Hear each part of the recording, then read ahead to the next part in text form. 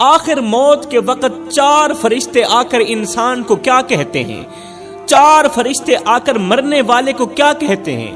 مرنے والا تو پہلے سے ہی خوف میں ہوتا ہے، سوچ رہا ہوتا ہے کہ اب میرے ساتھ کیا ہونے والا ہے۔ دل میں ایک ہی سوال گردش کر رہا ہوتا ہے کہ میرے ساتھ اچھا سلوک ہوگا یا برا سلوک ہوگا، میری روح آسانی سے کھینچی جائے گی یا سختی کے ساتھ کھینچی جائے گی، میری اگلی منزل جنت ہوگی یا جہنم ہوگی، اور دنیا میں جو میں نے کیا اس کی جزا اور سزا مجھے ملے گی یا نہیں ملے گی۔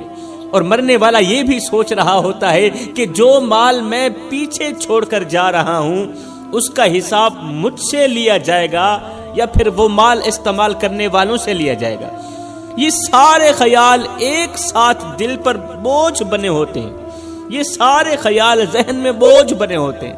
مرنے والا ابھی انہی سوچوں میں ڈوبا ہوا ہی ہوتا ہے، انہی سوچوں میں ڈوبا ہوا ہی ہوتا ہے کہ پہلا فرشتہ آسمان سے زمین پر اترتا ہے، پہلا فرشتہ آسمان سے زمین پر اترتا ہے، مرنے والے کے سرہانے آ کر کھڑا ہو جاتا ہے اور پھر بلند آواز سے کہتا ہے، اے مرنے والے، میں وہ فرشتہ ہوں جو تیرے رزق پر مقرر کیا گیا تھا، میں روزانہ تیرے لیے رزق کا بندوبست کرتا تھا، تیرے لیے روٹی کا انتظام کرتا تھا، تیرے لیے روزی کا انتظام کرتا تھا، تیرے لیے روزی تلاش کرتا تھا۔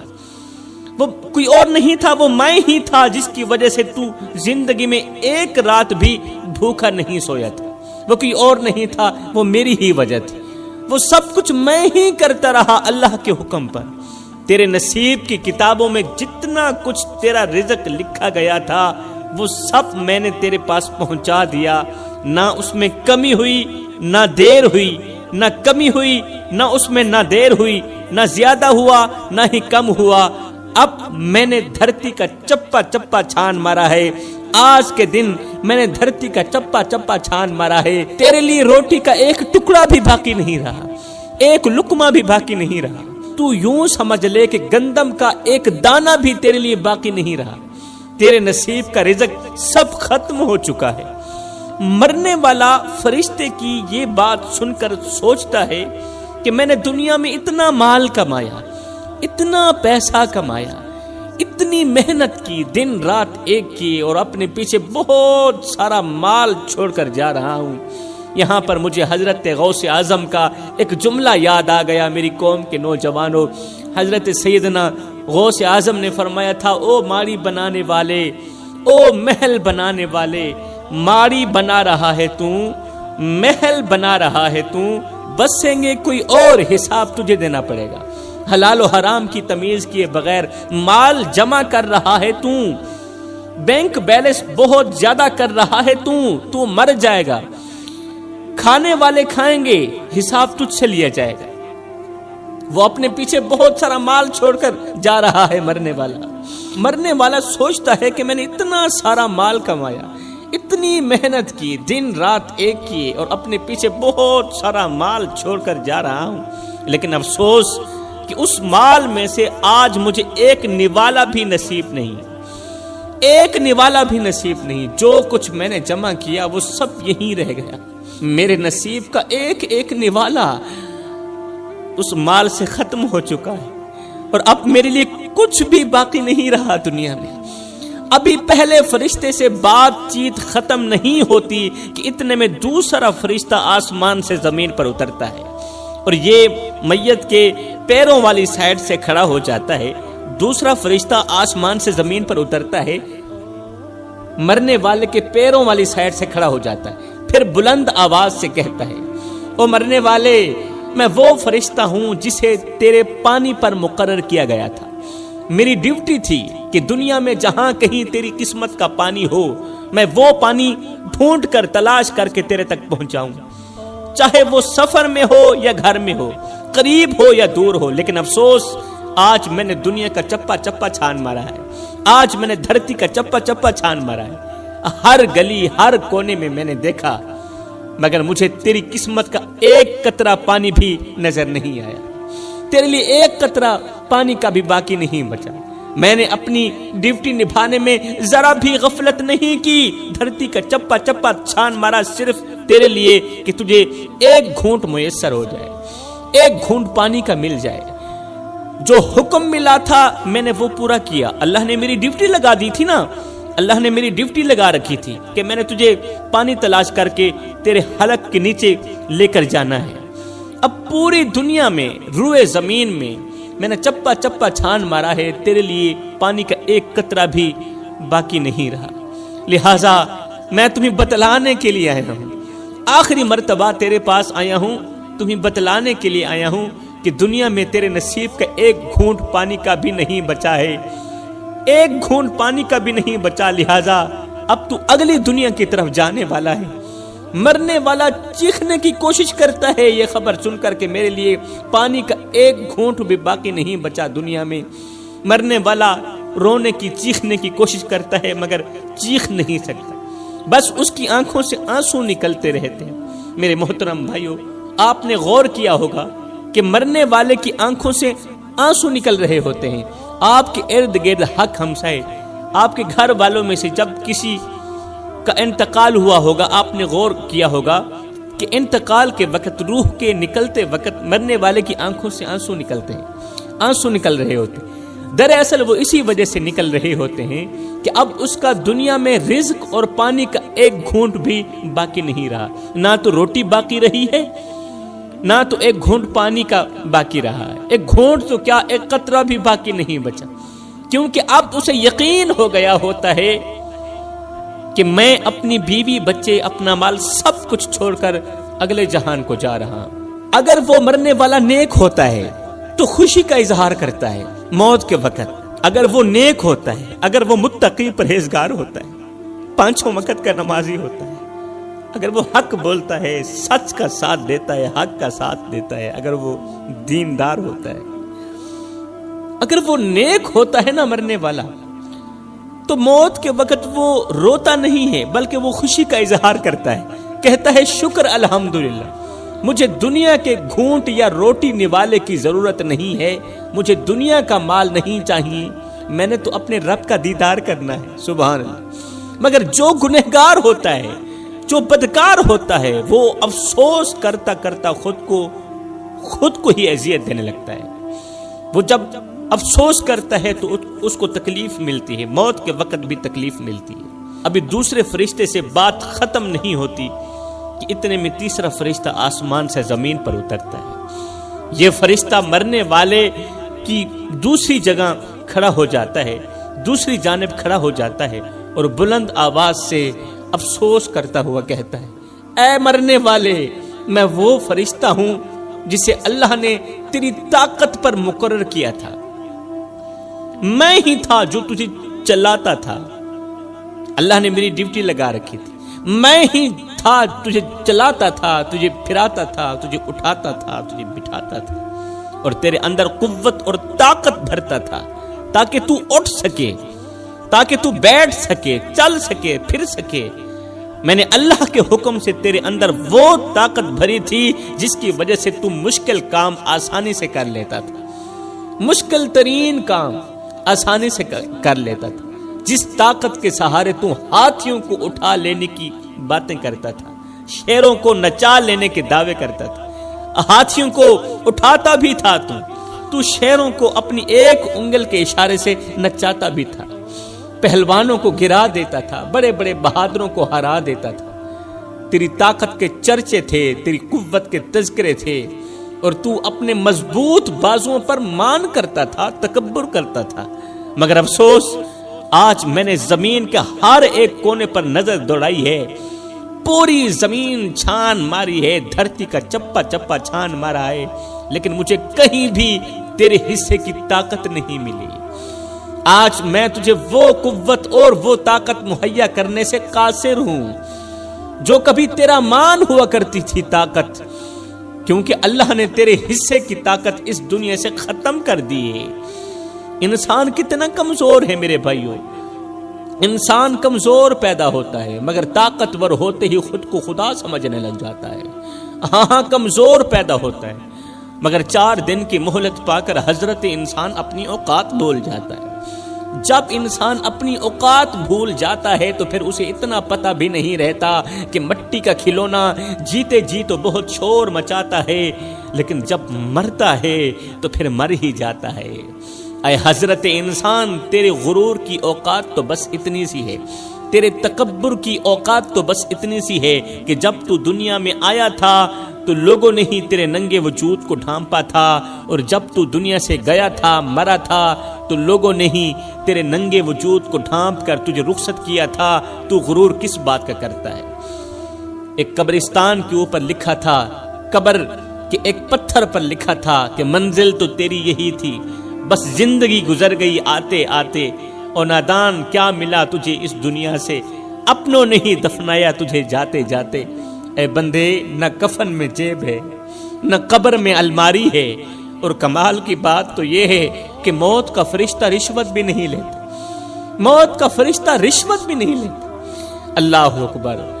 اب اس کے دل پر بوجھ بڑھ جاتا ہے، مرنے والے کے دل پر بوجھ بڑھ جاتا ہے، اور وہ سوچنے لگتا ہے کہ کاش میں نے آج کے اس دن اور اس لمحے کو یاد رکھا ہوتا، کاش میں نے اپنی ساری زندگی غفلت میں نہ گزاری ہوتی، کاش میں نے اپنی طاقت پر مان نہ کیا ہوتا، کاش میرا ذہن اس بات کو مان لیتا کہ ایک دن ایسا آئے گا جب میں بالکل بے جان ہو جاؤں گا۔ مجھے تو اس چیز کا علم بھی نہیں تھا، میں نے زندگی میں کبھی سوچا بھی نہیں تھا کہ میرے ساتھ بھی یہ ہوگا۔ حضرت سیدنا یعقوب علیہ السلام نے فرمایا تھا، اے ملک الموت، اے فرشتے، جب تم میری روح نکالنے کے لیے آنا تو پہلے مجھے بتانا، پہلے مجھے بتانا۔ ملک الموت نے کہا ٹھیک ہے، اے اللہ کے نبی، جب میں آپ کی روح آپ کے جسم سے الگ کرنے کے لیے آؤں گا نا، پہلے میں تمہیں بتاؤں گا کہ میں آ رہا ہوں۔ وقت گزرتا گیا، حضرت یعقوب علیہ السلام کی زندگی کے دن مکمل ہو گئے، جتنا کھانا تھا کھا لیا، جتنا پینا تھا پی لیا، آپ کے نصیب کا رزق ختم ہو گیا۔ اللہ اکبر۔ ایک دن اسرائیل علیہ السلام آ گیا روح نکالنے کے لیے۔ اللہ کے نبی نے فرمایا، اے اسرائیل، میں نے تجھے کہا نہیں تھا جب میرے پاس آنا تو پہلے مجھے بتانا، جب میری روح نکالنے کے لیے آنا تو پہلے مجھے خبر دینا، پہلے مجھے خبر دینا۔ ملک الموت نے کہا، اے اللہ کے نبی، ایک بار نہیں 10 مرتبہ میں تمہیں بتا چکا ہوں کہ میں آپ کے پاس آ رہا ہوں، تیاری کر لیں۔ اللہ کے نبی نے فرمایا، وہ کس طرح؟ ملک الموت نے کہا، آپ کی داڑھی کے سفید بال، یہ میرا قاصد ہی تو تھا۔ داڑھی پہلے سیاہ تھی پھر سفید ہو گئی، وہ جو سفیدی تھی وہ سفیدی نہیں، وہ میرا قاصد ہی تھا کہ اب میں آپ کے پاس آنے والا۔ آپ کے ہی محلے میں فلاں جگہ پر فوت کی ہوئی تھی، کوئی مرا تھا، آپ نے جنازہ پڑھایا تھا۔ میں صرف ان کو مارنے کے لیے نہیں آیا تھا، آپ کو بتانے کے لیے بھی آیا تھا کہ حضرت آج ان کی باری ہے، کل آپ بھی تیار ہو جائیں۔ تو مرنے والا سوچتا ہے، مرنے والا سوچتا ہے کہ مجھے تو پتہ بھی نہیں تھا، خبر بھی نہیں تھی کہ میری زندگی میں یہ دن لکھا ہوگا، میرے ساتھ بھی یہ کچھ ہوگا۔ میرے بھائیوں، مرنے والے صرف مرتے نہیں بلکہ وہ ہم پر احسان کر کے بھی جاتے ہیں۔ اب فرشتہ کہتا ہے، او مرنے والے، اللہ تعالیٰ نے مجھے تیری سانس پر مقرر کیا تھا، میری ڈیوٹی تھی کہ میں تیری سانسوں کو سلامت رکھوں، میں تیری چلتی سانسوں کو اور چلانے میں مدد دوں، میں تیری مدد کروں، تجھے سانس مہیا کروں، ایک سانس کے بعد دوسری نئی سانس مہیا کروں، وہ قیمتی سانس جو لاکھوں میں بھی نہیں خرید سکتے، وہ قیمتی سانس جو کروڑوں میں بھی نہیں خریدا جا سکتا، میں تجھے زندگی بھر مفت میں وہ سانس مہیا کرتا رہا جو کروڑوں میں بھی نہیں خریدی جاتی، جو کروڑوں سے بھی بڑھ کر قیمتی ہے، میں وہ سانس اللہ کے حکم سے تجھے مفت میں مہیا کرتا رہا۔ ہر صبح جو تو جاگتا تھا وہ میری اجازت سے ہی جاگتا تھا، اللہ کے حکم سے۔ ہر صبح اور ہر نیند کے دوران اور نیند کے وقت جب تو جاگتا تھا، جب تو سوتا تھا، جب تو سانس لیتا تھا نا، تو میری ہی اجازت پر لیتا تھا۔ ہر رات جب تو سوتا تھا میری حفاظت میں سوتا تھا، تیرے سینے میں جو سانس آتی جاتی تھی وہ میرے حکم سے چلتی تھی، اللہ کے دیے گئے حکم پر، وہ میرے ہی حکم سے میں ہی چلا رہا تھا یہ نظام۔ لیکن آج میں تجھے یہ بتانے آیا ہوں کہ تیرے حصے کی سانسیں پوری ہو چکی ہیں، اب تیرے لیے ایک سانس بھی باقی نہیں رہی۔ میں صرف اتنا بتانے کے لیے آیا ہوں کہ تیرے لیے ایک سانس بھی باقی نہیں رہی۔ میں نے تیرے لیے جتنی سانسیں لکھی گئی تھی وہ سب تجھے دنیا میں پوری دے دی ہیں، پوری دے دی ہیں، ڈنڈی نہیں ماری، میں نے تیرے ساتھ دھوکہ نہیں کیا۔ اب نہ میں تجھے ایک سانس آگے دے سکتا ہوں اور نہ ہی ایک لمحہ پیچھے کر سکتا ہوں تیرے لیے، کیونکہ اللہ کے حکم سے تیرے نصیب کی سانسیں اس دنیا میں ختم ہو چکی ہیں۔ فرشتے کی یہ بات سن کر کہ اللہ کے حکم سے تیرے نصیب کی سانسیں اس دنیا میں ختم ہو چکی ہیں، فرشتے کی یہ بات سن کر مرنے والا اندر سے ایک دم ٹوٹ جاتا ہے، جس طرح وہ مرنے سے پہلے مر چکا ہو۔ اسے یقین ہو جاتا ہے کہ اب واپسی کا کوئی راستہ نہیں ہے، اب نہ سانس باقی ہے، نہ طاقت، نہ پانی، نہ رزق، اور وہ سمجھ جاتا ہے کہ اب اصل سفر شروع ہونے والا ہے، اب اگلے جہان والا سفر شروع ہونے والا ہے، وہ سفر جس میں دنیا کی کوئی چیز ساتھ نہیں جائے گی، کوئی چیز ساتھ نہیں جائے گی۔ میں نے کہا ہے نہ کفن میں جیب ہے، نہ قبر میں الماری ہے، اور کمال کی بات تو یہ ہے کہ موت کا فرشتہ رشوت بھی نہیں لیتا۔ اس کے بعد پھر کیا ہوتا ہے؟ حضرت سیدنا عزرائیل علیہ السلام، جسے ملک الموت کہا جاتا ہے، مرنے والے کی چارپائی پر لیٹے ہوئے شخص کی روح نکالنا شروع کر دیتے ہیں۔ انسان کی یہ روح پیروں سے نکلتی ہوئی اوپر کی طرف آتی ہے، سر کی طرف آتی ہے، اور جب یہ روح دل اور پھیپھڑوں تک پہنچتی ہے تو یہ وہ لمحہ ہوتا ہے کہ جب انسان پہلی مرتبہ فرشتوں اور شیطانوں کو دیکھتا ہے، پہلی مرتبہ فرشتے کو بھی اپنی آنکھوں سے دیکھتا ہے اور شیطان کو بھی پہلی مرتبہ اپنی آنکھوں سے دیکھتا ہے۔ وہ سب کچھ جو دنیا میں آنکھوں سے اوجھل تھا اچانک اس کے سامنے آ جاتا ہے۔ فرشتے اوجھل تھے، اس کے سامنے آ جاتے ہیں۔ شیطان اوجھل رہتا ہے دنیا میں، مگر موت کے وقت مرنے والے کی بالکل آنکھوں کے سامنے آ جاتا ہے، اور جب یہ روح مکمل طور پر نکل جاتی ہے تو انسان کی آنکھیں مکمل طور پر کھل جاتی ہیں۔ انسان آنکھیں پھاڑ پھاڑ کے آسمان کی طرف دیکھنے لگتا ہے، جسم بے جان ہوتا ہے مگر آنکھیں حقیقت دیکھ رہی ہوتی ہیں، اور انسان آسمان کی طرف دیکھنا شروع کر دیتا ہے۔ یہی وہ لمحہ ہوتا ہے جب وہ پہلی مرتبہ اپنی روح کو آسمان کی طرف جاتا ہوا دیکھتا ہے مرنے والا۔ میرے محترم بھائیوں، آج کا نوجوان بہت ہی غافل ہو چکا ہے، آج کے نوجوان بہت ہی غافل ہو چکے ہیں۔ آج کے نوجوان زندگی رب کی مرضی کے مطابق نہیں گزارنا چاہتے، بلکہ اپنی مرضی کے مطابق گزارنا چاہتے ہیں اور گزار رہے ہیں۔ اپنی قیمتی زندگی کو غفلت کے نام کر دیا۔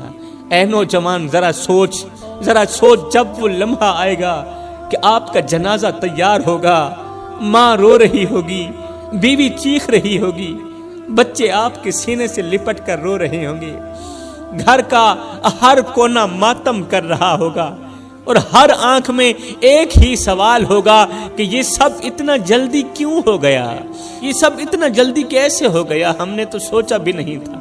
کوئی آپ کو روک نہیں سکے گا، کوئی آپ کو اپنے ساتھ نہیں رکھ سکے گا، کیونکہ موت کے وقت کی گھڑی میں نہ ماں کی دعا کام آئے گی، نہ بچوں کی چیخیں کام آئیں گی، کیونکہ اس وقت تمہارا وقت ختم ہو چکا ہوگا۔